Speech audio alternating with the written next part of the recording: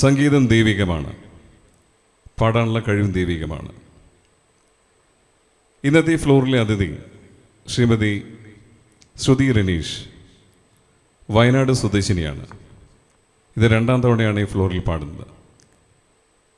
ഇവിടെ പാടിയ ഒരു തമിഴ് ഗാനം കേട്ട് കഴിയുമ്പോൾ നിങ്ങൾക്ക് മനസ്സിലാവും ശ്രുതിയുടെ വോക്കൽ റേഞ്ച്. 3400ഓളം പേരുള്ള ഈ ഗ്രൂപ്പിൽ, ഈ കമ്മ്യൂണിറ്റിയിൽ ഒരുപക്ഷെ 100-ൽ താഴെ ആളുകൾക്ക് ഈ ഒരു വോക്കൽ റേഞ്ച് ഉണ്ടാവുകയുള്ളൂ. അത് ജന്മനാ കിട്ടുന്നതാണ്, അത് ഭാഗ്യമാണ്, ഭാഗ്യത്തിന് മുകളിൽ ഭാഗ്യമാണ്.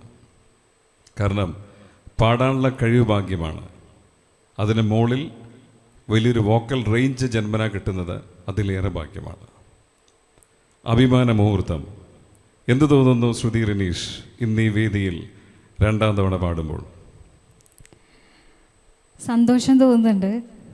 സന്തോഷത്തിലുപരി ആനന്ദം എന്ന് പറയും, ആനന്ദം തോന്നുന്നുണ്ട്. പക്ഷെ എൻ്റെ ഉള്ളിലുള്ള ഈ ഒരു കഴിവ് ശരിക്കും പുറത്തേക്ക് എടുത്തത് ഷാബു സാറാണ്. അതിന് സാറിനോട് എത്ര നന്ദി പറഞ്ഞാലും മതിയാവില്ല. കാരണം നമ്മുടെ മുന്നിൽ ഈശ്വരൻ പല രൂപത്തിലായിരിക്കും പ്രത്യക്ഷപ്പെടുക. എൻ്റെ മുന്നിൽ ഈശ്വരൻ പ്രത്യക്ഷപ്പെട്ടത് ഷാബു സാറിൻ്റെ രൂപത്തിലാണ്, എൻ്റെ ഗുരുവിൻ്റെ രൂപത്തിൽ.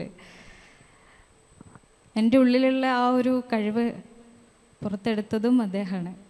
കാരണം എനിക്ക് തന്നെ ഒരു കോൺഫിഡൻ്റ് ഇല്ലായിരുന്നു ഫിലിം സോങ് പാടുക എന്നുള്ളത്. ഇതിപ്പോൾ രണ്ടാമത്തെ തവണയാണ് ഞാൻ ഈ ഫ്ലോറിൽ വന്നിട്ട് പാടുന്നത്. ആദ്യം ഞാൻ ഒന്ന് ജസ്റ്റ് പാടി വന്ന് പോകാമെന്നായിരുന്നു ഉണ്ടായിരുന്നത്. പക്ഷേ ഫസ്റ്റ് തവണ പാടിയപ്പം പിന്നെയും എന്നെ അങ്ങോട്ട് എന്താ പറയുക, ആകർഷിക്കുകയാണ്. അത് ശരിക്കും പറഞ്ഞാൽ ഷാബു സാറിൻ്റെ ആ ഒരു ഡെഡിക്കേഷനാണ്. അപൂർവമായിട്ടേ ഞാൻ അങ്ങനെ കണ്ടിട്ടുള്ളൂ. അതിലുപരി എല്ലാവരും ഭയങ്കര സപ്പോർട്ടാണ്.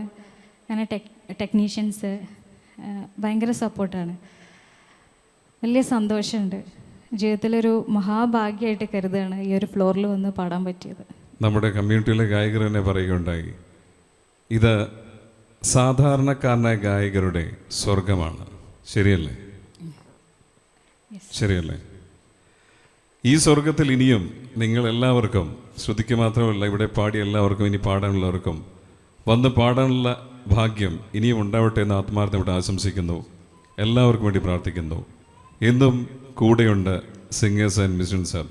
നന്ദി, നമസ്കാരം.